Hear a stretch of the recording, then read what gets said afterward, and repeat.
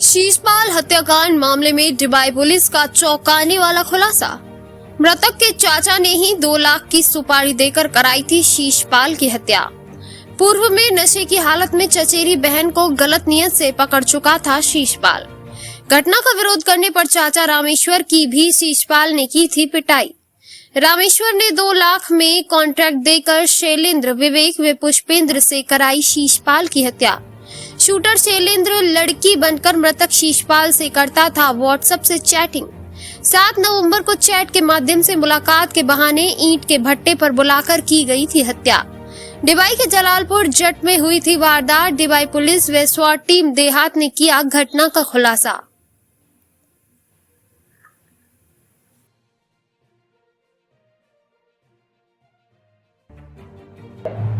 7 तारीख की रात को थाना डिबई के जलालपुर गांव में एक ईंट भट्टे के पास एक बॉडी मिली थी, जिसकी शिनाख्त शीशपाल के रूप में हुई थी। ये बाहर काम करता था, सेल्समैनी का। इसके शरीर पे चाकू के प्रहार दिख रहे थे और साथ ही साथ एक दुपट्टा भी मिला था, जिससे कि इसके गले दबाने की प्रयास की गई थी। इस घटना के अनावरण के लिए थाना डिबई और देहात की एसओजी को लगाया गया था, जिनके द्वारा सफल अनावरण करते हुए आज 4 व्यक्तियों की गिरफ्तारी की गई है, जिसमें मृतक का चाचा और 3 अन्य लोग जिसको कि उसने सुपारी दी थी मारने की, वो गिरफ्तार हुए हैं।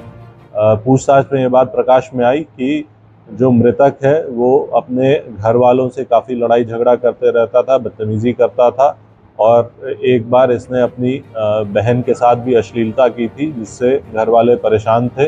इससे क्षुब्ध होकर इसके चाचा ने इसको मारने की योजना बनाई और 3 लोगों को, जो कि अलीगढ़ के रहने वाले हैं, उनको पैसे दिए। लगभग 1 लाख रुपए इन 3 लोगों को दिए गए थे इसको मारने के लिए, जो कि पिछले 1 वर्ष से प्लानिंग ये कर रहे थे।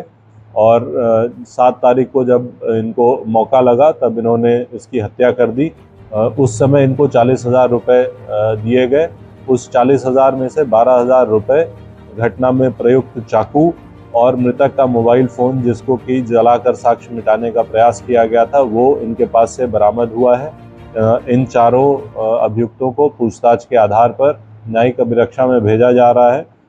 इस घटना को कारित करने के लिए इनमें से एक व्यक्ति शैलेंद्र ने अपनी वाइफ की फ़ोटो लगाकर एक व्हाट्सएप बनाया और उससे मृतक से बात करता था और उसको लुभा करके घटनास्थल पर बुलाया और ख़ुद वो चुन्नी पहन के वहाँ बैठा हुआ था। मृतक के वहाँ पहुँचते ही उसके और उसके साथियों द्वारा उस पर प्रहार किया गया, जिससे कि उसकी मृत्यु हुई। इस पूछताछ के आधार पर, अन्य साक्ष्य संकलन के आधार पर इन सभी अभियुक्तों को न्यायिक अभिरक्षा में प्रस्तुत किया जा रहा है। क्या ये कोई प्रोफेशनल किलर है? अब तक की पूछताछ और जानकारी के अनुसार इनका पूर्व का कोई आपराधिक इतिहास नहीं मिला है। जो अभी बात सामने आई है वो ये है कि इनको पैसों की आवश्यकता थी। ये सब मजदूरी या फिर ऐसे दैनिक रोजगार वाला काम करते हैं, इनको पैसों की आवश्यकता थी और उसी के आधार पर इन्होंने ये घटना कारित करी।